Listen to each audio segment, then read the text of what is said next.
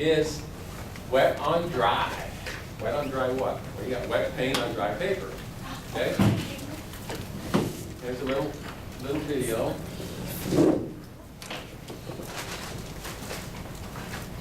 Getting the brush wet. I think you got blue there.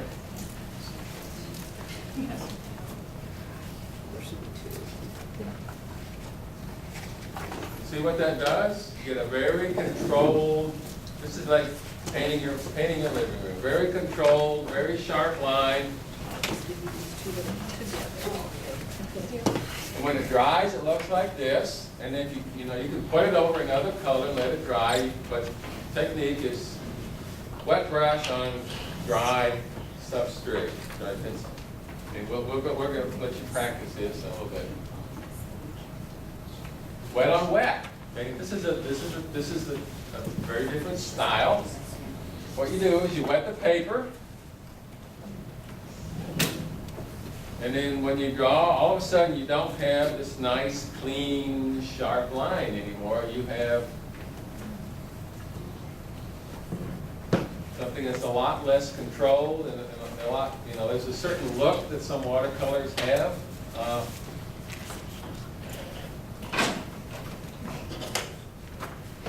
And when it dries, it looks like that. Like, oh, okay. Why would I ever need something like that? And then the other thing that you might have, if you do watercolor regularly and you're impatient, hair dryer. Otherwise you got to sit and wait to watch it dry. Watching paint dry kind of thing. So you can. And here's a dry, what's called a dry brush stick. Now, how can you paint watercolor with a dry brush? Kind of stupid. But here you got getting the same technique. You're getting the brush, and you're dabbing all the paint off, except for very little. Now watch what happens. This is on dry paper. Tell me what this looks like. Looks like fur, it looks like feathers, it looks like grass. And if you go in the same direction, you see the technique dictates what you're trying to draw looks like. So first thing I see people do is they kind of, they're going all around and it doesn't look like anything. Well, there are these techniques that will make it look like.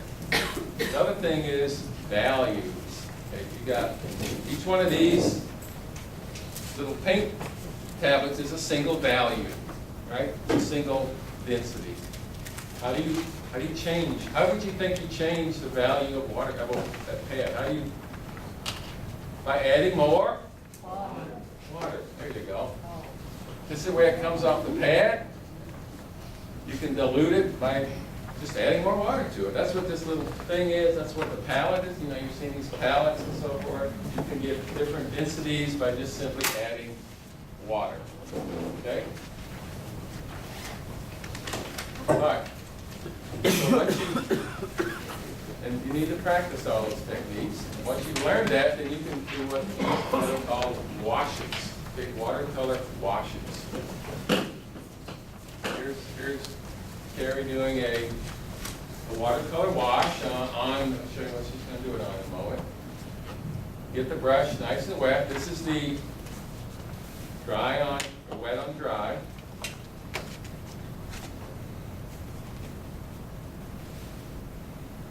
And she's not worried about, you see, because it's transparent, when you overlap it, you don't get that kind of double.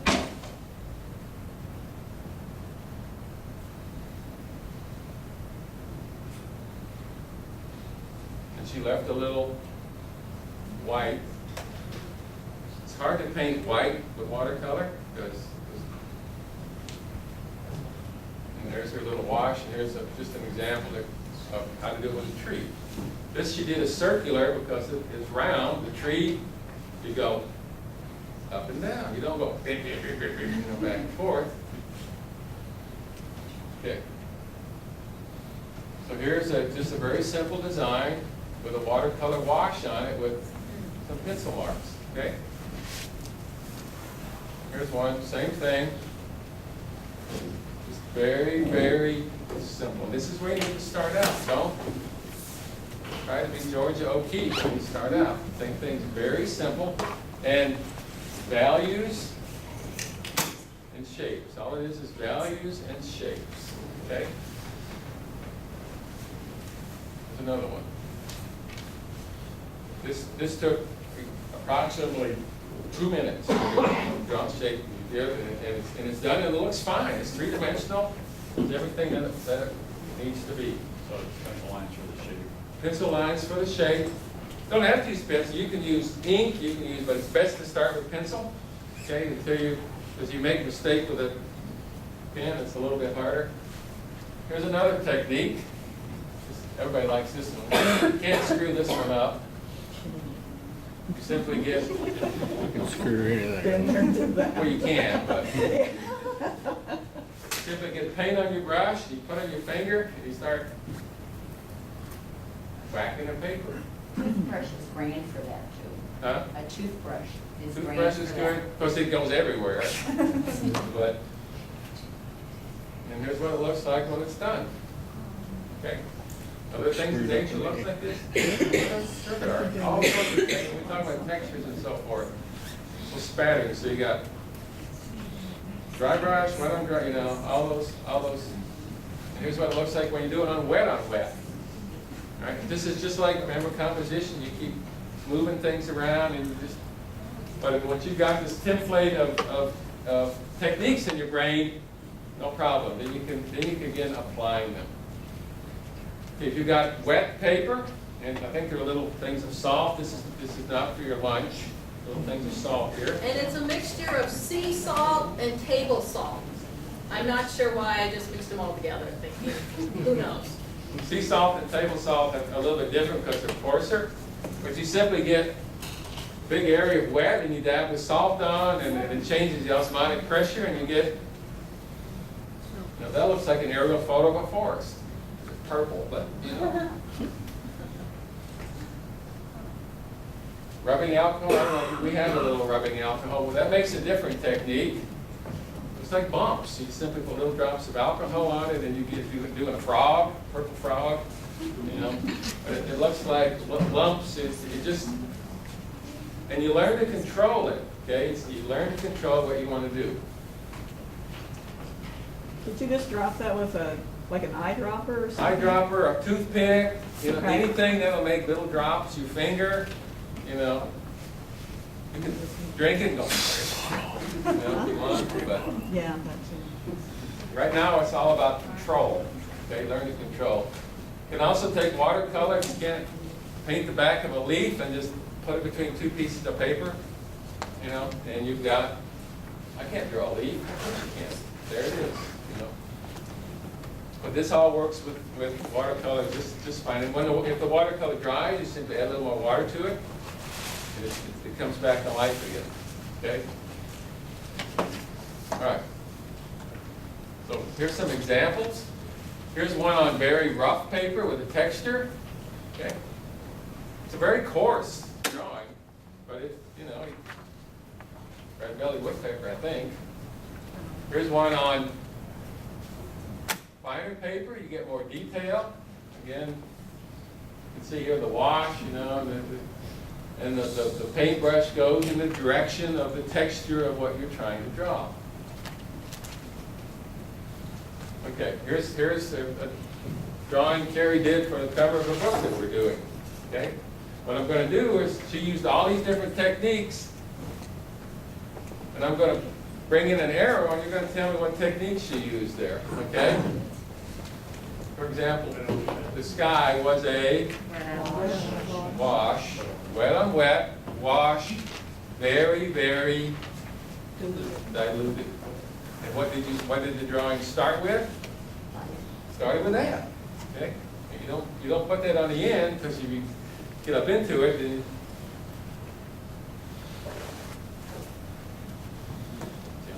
yeah, that's alcohol. You wanted just some kind of a, alcohol.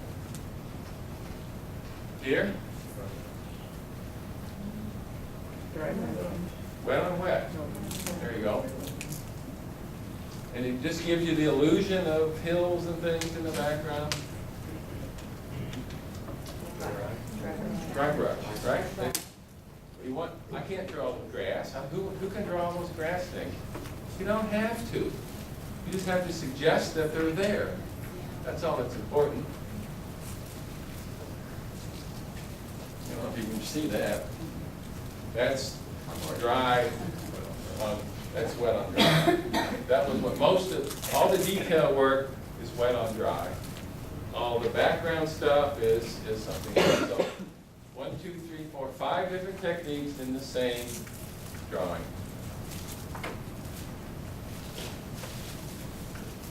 Okay, what I want you guys to do is try each of those techniques on your paper.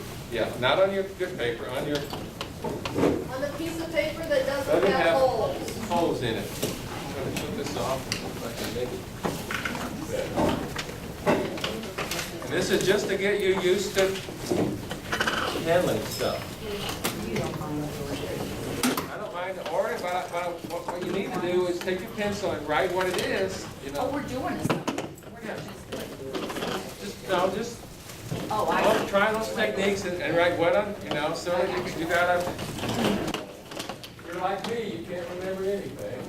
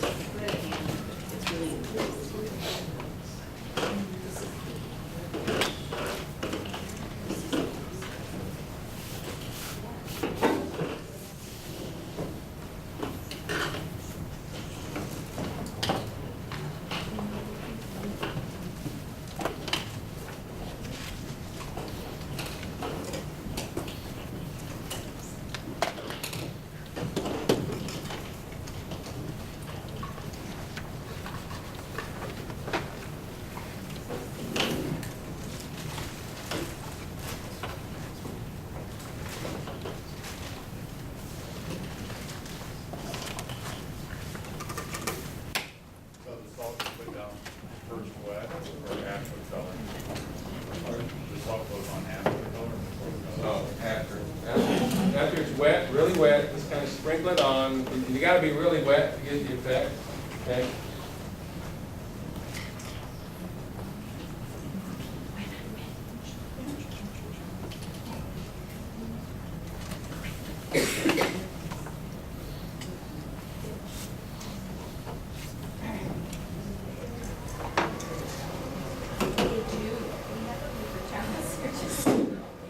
Oh, there should be paper towels on your desk.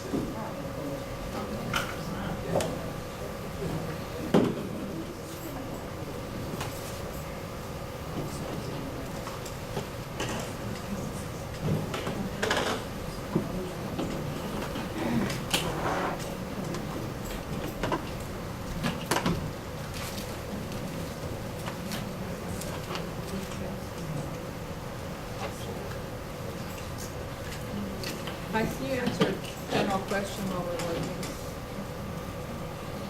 Mike?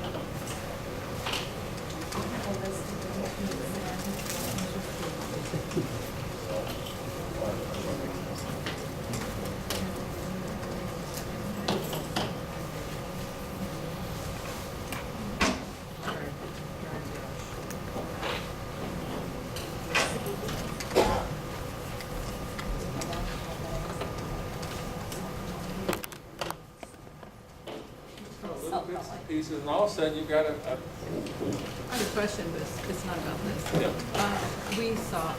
We actually journaled on our way here today. We saw a lot of pelicans.